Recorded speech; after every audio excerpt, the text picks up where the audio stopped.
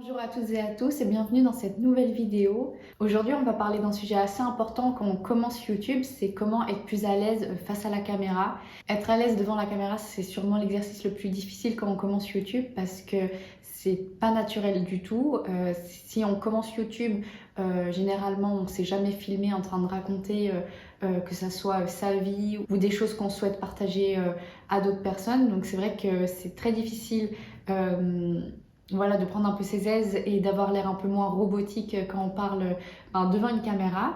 Rien que moi, je vois par rapport à mes premières vidéos et aujourd'hui, ça n'a rien à voir. Et puis de toute manière, je pense que là, ce que vous voyez aujourd'hui, ça aura bien changé d'ici une année, quelques mois. Enfin, vraiment, être à l'aise, ça prend du temps. Ce que je vais vous partager, il n'y a vraiment pas de secret. Donc déjà, il faut que vous filmiez à fond tout le temps. Enfin, pas tout le temps. En fait, même avant de souhaiter faire une vidéo, trouver du temps libre où vous êtes seul chez vous, que vous puissiez vous exprimer sans vous dire si votre frère, votre soeur, votre père, votre mère vous entendent derrière la porte. Du coup, déjà, je vous conseillerais de prendre des temps juste pour vous filmer et de débiter ce que vous avez envie de partager. J'ai divisé un peu cette vidéo en 3 choix de comment être plus à l'aise devant la caméra.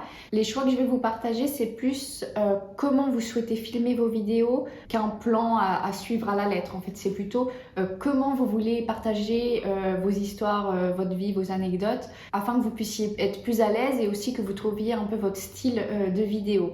Donc le premier choix, c'est tout simplement de rien préparer à l'écrit. Donc de rien préparer, c'est un peu le format vlog où tout simplement en fait vous n'aurez pas eu besoin de scripter une vidéo, vous n'aurez pas eu besoin de préparer, on va dire, à l'écrit, au préalable, ce que vous souhaitez discuter. C'est plutôt spontané. Par exemple, je sais pas, vous êtes dans votre chambre, vous voyez un objet, quelque chose qui vous plaît et hop, vous voulez raconter quelque chose par rapport à ça ou juste raconter vos états d'âme, un peu comme un journal intime à ciel ouvert, on va dire.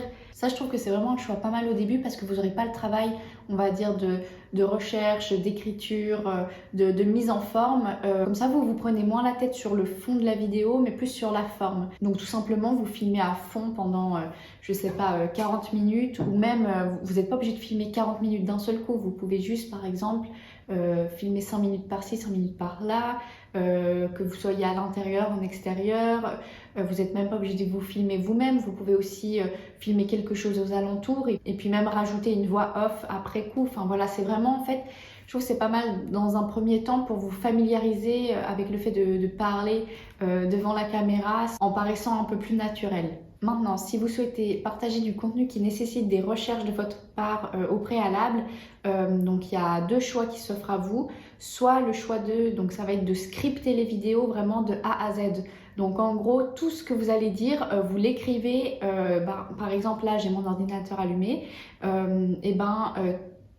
tous les mots que vous souhaitez dire devant la caméra, vous l'écrivez. Ça peut être utile pour des personnes qui sont pas à l'aise dans l'impro, de raconter un peu tout et n'importe quoi et d'en faire quelque chose d'intéressant. Donc ça peut être intéressant pour ces personnes-là. Ce que je vous conseille de faire quand on scripte ces vidéos, pour pas se mélanger les pinceaux quand on lit le texte et en même temps qu'on doit le réciter, c'est de diviser un peu vos sujets par paragraphe. Donc typiquement, si j'avais scripté cette vidéo, je vous avais dit que j'avais préparé 3 choix de style de vidéo que vous pouvez filmer. Là, j'aurais très bien pu tout scripter et en fait lire une phrase, la mémoriser et la réciter devant la caméra. C'est quelque chose que je faisais beaucoup au début, justement. J'avais vraiment besoin d'avoir une feuille de route où je puisse réciter tout ce que j'avais à dire parce que sinon je me mélangeais trop les pinceaux, ça partait dans tous les sens. Mais mon problème, c'est que du coup, je trouvais que ça faisait très robotique parce que j'arrivais pas à retenir beaucoup de phrases d'un coup, j'arrivais pas à les mémoriser. Du coup, il y avait beaucoup de cuts parfois entre les mots. Mais si vous avez une bonne mémoire et par exemple, vous étiez doué dans tout ce qui était récitation de textes, de poésie à l'école, ça peut être quelque chose pour vous. Donc, essayez aussi ce style-là. Voyez ce que vous préférez et peut-être que ce sera votre choix de style de vidéo. Ensuite, le 3e choix et mon préféré et je trouve que c'est le plus adapté à mon style de vidéo sur YouTube, c'est de faire des bullet points.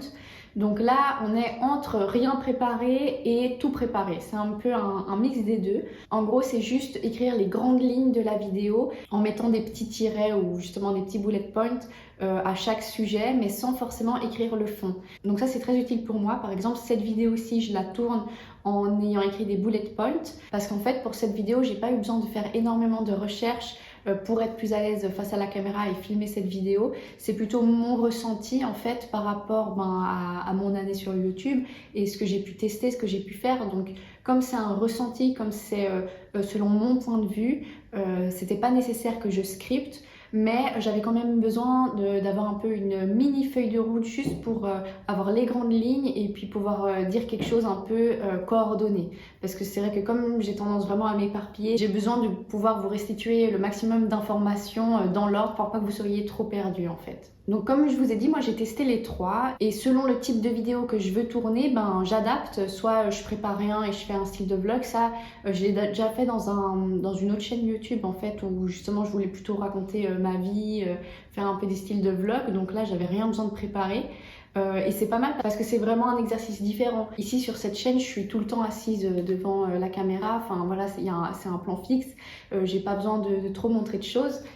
Alors qu'en vlog, pour que ce soit un peu dynamique, il faut pas mal bouger, montrer d'autres choses pour essayer au maximum que ce soit dynamique. Après, scripter les vidéos, voilà, moi je le fais beaucoup moins parce que comme je vous ai dit, ça fait un peu robotique quand je le fais. Mais parfois, quand c'est des vidéos un peu plus denses où il y a beaucoup d'informations et que je les mémorise pas, si je fais juste des bullet points, je scripte mes vidéos. Et enfin, moi, mon choix préféré, comme je vous l'ai dit, c'est vraiment les bullet points.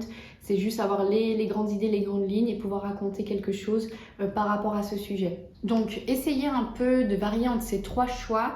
Et maintenant, je vais vous donner mes petits conseils pour être plus à l'aise devant la caméra. Donc, d'abord, c'est de mettre en route votre iPhone, votre caméra, enfin ce que vous avez pour vous filmer et raconter une anecdote, comme si vous parliez à un ami ou à un proche à vous. Raconter une anecdote que vous arrivez à vous souvenir et qui est assez construite. Mais il n'y a pas besoin que ce soit intéressant parce que là c'est juste pour vous, c'est un exercice. Par exemple, si je vous demande comment ça a été votre semaine, essayez de vous filmer en me répondant, enfin du coup vous n'allez jamais me répondre, mais dites-vous que là je vous dis comment ça a été votre semaine, filmez-vous et expliquez comment ça a été votre semaine. Qu'est-ce que vous avez fait, qu'est-ce que vous avez mangé, qu'est-ce qui vous a contrarié, pas contrarié, quelles activités vous avez fait en extérieur, enfin voilà, racontez comme si vous parliez à quelqu'un que vous connaissiez et surtout avec qui vous êtes à l'aise généralement quand vous parlez.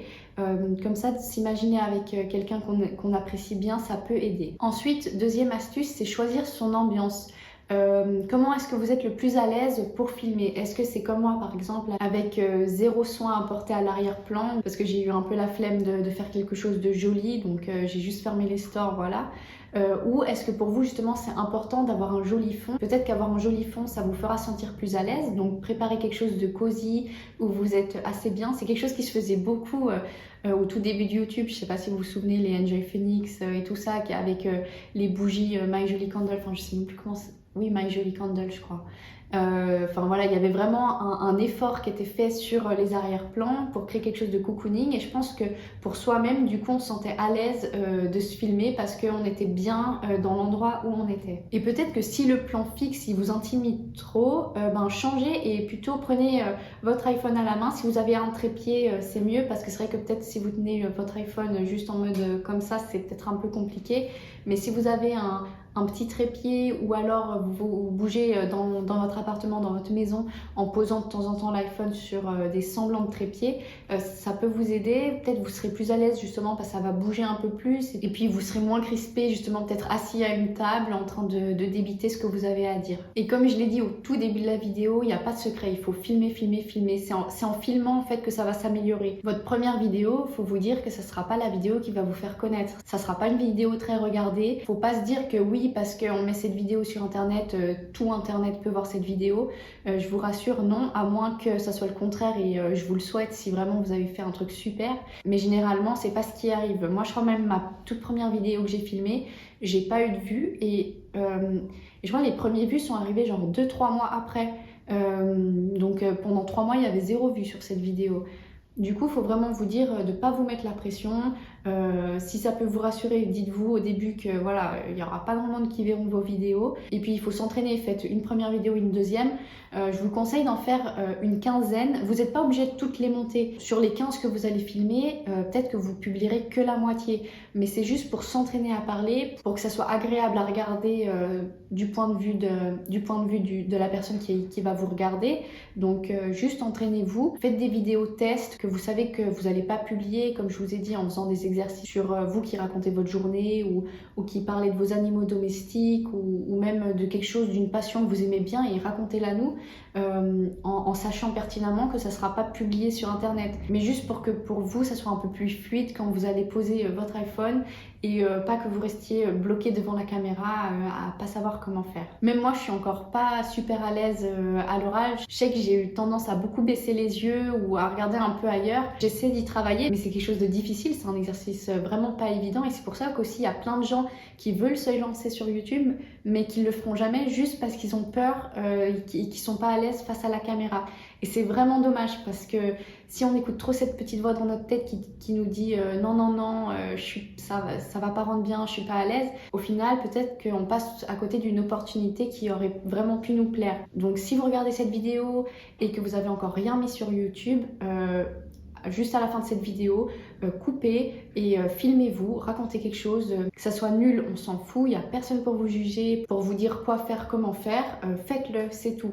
Et puis faites ça une fois, deux fois, trois fois, mettez-en une sur 4, une sur 5, une sur 2, on s'en fiche, mettez sur YouTube et plus vous allez pratiquer, plus vous allez vous améliorer, c'est comme tout dans la vie. Donc vraiment n'hésitez pas. Je vous remercie d'avoir regardé cette vidéo et moi je vous dis à bientôt.